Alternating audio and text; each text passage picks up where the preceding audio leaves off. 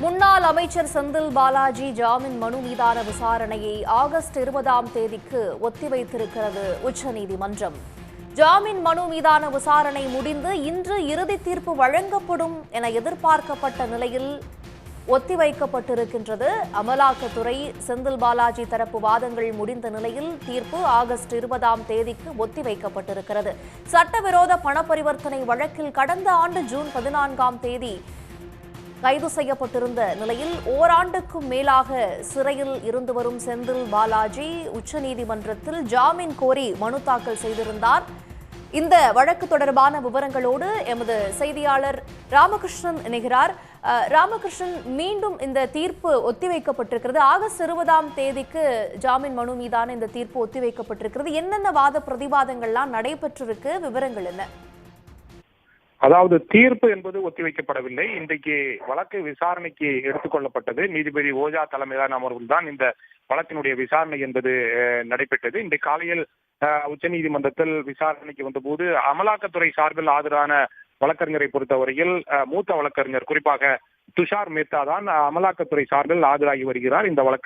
இந்த வழக்கில் அவர் ஆஜராக முடியாத ஒரு சூழ்நிலை இருக்கிறது. வேறொரு வழக்கில் உச்சநீதிமன்றத்தில் ஆஜராகி கொண்டிருப்பதால் இந்த வழக்கை வேறொரு நாளைக்கு ஒத்திவைக்க வேண்டும் என்று நீதிபதிகளிடம் அமலாக்கத்துறை சார்பில் ஆஜரான வேறொரு வழக்கறிஞர் கோரிக்கை வைத்தார். பொறுத்தவரையில் இந்த வழக்கை தொடர்ந்து இவர்கள் வேண்டுமென்றே காலதாமதப்படுத்தும் எண்ணத்தில் தான் தொடர்ந்து வாய்தாக்களை கேட்டு வருகிறார்கள். எனவே ஒத்திவைக்க கூடாது, உடனடியாக இதை விசாரித்து தீர்ப்பு வழங்க வேண்டும் என்று கோரிக்கை வைத்தார். ஆனால் காலையில் துஷார் மேத்தா வராத காரணத்தால் பிற்பகல் அனைத்து வழக்குகளும் விசாரணை முடிந்ததற்கு பிறகு இந்த வழக்கினுடைய விசாரணை நடைபெறும் என்று நீதிபதிகள் தெரிவித்திருந்தார்கள். அந்த வகையில் சற்று முன்பு இந்த வழக்கினுடைய விசாரணை என்பது மீண்டும் துவங்கியது. அப்போதும் துஷார் மேத்தா இந்த வழக்கில் விசாரணைக்கு ஆஜராக முடியாத ஒரு சூழ்நிலை இருப்பதால் வழக்கினுடைய விசாரணையை வேறொரு நாளைக்கு ஒத்திவைக்க வேண்டும் என்று கோரிக்கை வைக்கப்பட்டது அமலாக்கத்துறை சார்பில். அதை ஏற்றுக்கொண்ட நீதிபதிகள் தான் இந்த வழக்கினுடைய விசாரணையை அடுத்த வாரம், அதாவது 20ஆம் தேதிக்கு ஒத்திவைத்திருக்கிறார்கள். இந்த வழக்கினுடைய முக்கிய அம்சங்களை வைத்து பார்க்கும்போது கடந்த ஆண்டு ஜூன் மாதம் 14ஆம் தேதி தான் அமைச்சராக இருந்த செந்தில் பாலாஜி கைது செய்யப்பட்டார் அமலாக்கத்துறையால். ஓராண்டுக்கு மேலாக அவர் சிறையில் இருந்து கொண்டிருக்கிறார். பல முறை கீழ் நீதிமன்றத்திலும் உயர் நீதிமன்றத்திலும் அவர் ஜாமீன் கோரி மனு தாக்கல் செய்தார். அனைத்து மனுக்களும் தள்ளுபடி செய்யப்பட்டிருந்த நிலையில் தான் உச்ச நீதிமன்றத்தை நாடினார் செந்தில் பாலாஜி. அந்த செந்தில் பாலாஜி தனக்கு ஜாமீன் வழங்க கோரி தொடர்ந்த அந்த மேல்முறையீட்டு மனுதான் உச்ச நீதிமன்றத்தில் தொடர்ந்து விசாரணைகள் நடைபெற்றுக் கொண்டிருக்கிறது. இதுவரை அமலாக்கத்துறையை பொறுத்தவரையில் சுமார் 10க்கும் மேற்பட்ட முறை கால அவகாசம் கோரி வழக்கினுடைய விசாரணையை தள்ளி போட வேண்டும் என்று கோரிக்கை வைத்தார்கள். தொடர்ந்து நீதிபதிகளும் அவர்களுடைய அந்த கோரிக்கையை ஏற்று வழக்கினுடைய விசாரணையை தொடர்ந்து தள்ளி போட்டுக் கொண்டே இருந்தார்கள். ஆனால் கடந்த திங்கட்கிழமை அன்று வழக்கினுடைய விசாரணைக்கு வந்தபோது அனைத்து தரப்பு வாதங்களும் முடிவடைந்தது. செந்தில் பாலாஜி தரப்பில் ஏற்கனவே ஓராண்டுக்கு மேலாக அமைச்சராக இருந்த ஒருவர் சிறையில் இருக்கிறார். அவர் அமைச்சராக இருந்திருக்கிறார், 5 முறை எம்எல்ஏவாக இருந்திருக்கிறார்.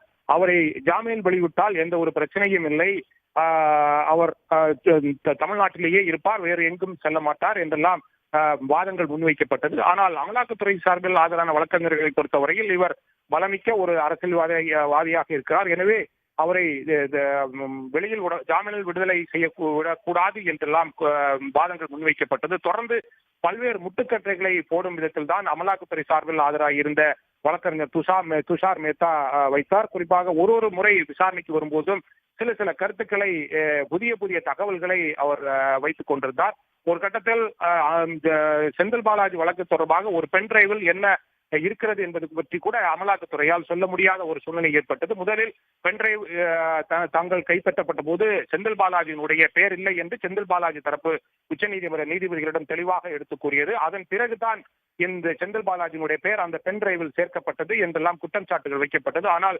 அமலாக்கத்துறையை பொறுத்தவரையில் இல்லை, முதலில் இருந்தே செந்தில் பாலாஜியினுடைய பெயர் அந்த பென் டிரைவில் இருந்தது என்று கூறினார்கள்.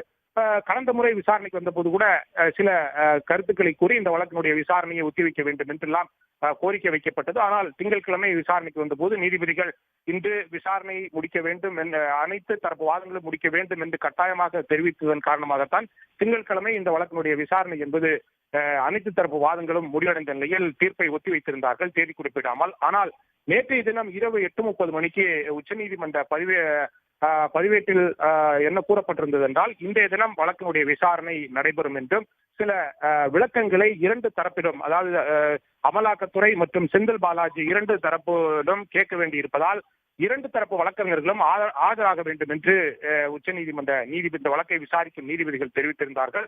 அந்த அடிப்படையில் தான் இன்றைய காலையில் உச்சநீதிமன்றத்தில் வழக்கினுடைய விசாரணை என்பது நடைபெற்றது. தீர்ப்புக்காக நீதிபதிகள் இன்றைய தினம் தீர்ப்பு வழங்குவோம் என்று நீதிபதிகள் தெரிவிக்கவில்லை. விசாரணைக்காகத்தான் சில விளக்கங்களை கேட்க வேண்டும் என்ற அடிப்படையில் தான் இன்றைய தினம் வழக்கினுடைய விசாரணை என்பது ஒத்திவைக்கப்பட்டிருந்தது. காலையில் துஷார் மேத்தா ஆஜராகாத காரணத்தால் பிற்பகல் வழக்கினுடைய விசாரணை நடைபெறும் என்று நீதிபதிகள் தெரிவித்திருந்தார்கள். ஆனால் பிற்பகலும் துஷார் மேத்தா ஆஜராக முடியாது. எனவே வழக்கினுடைய விசாரணையை மீண்டும் ஒரு நாள் ஒத்திவைக்க வேண்டும் என்று கோரிக்கை வைக்கப்பட்டது அமலாக்கத்துறையால். இதை ஏற்றுக்கொண்ட நீதிபதிகள் தான் வழக்கினுடைய விசாரணையை அடுத்த செவ்வாய்க்கிழமை 20ஆம் தேதிக்கு ஒத்திவைத்திருக்கிறார்கள்.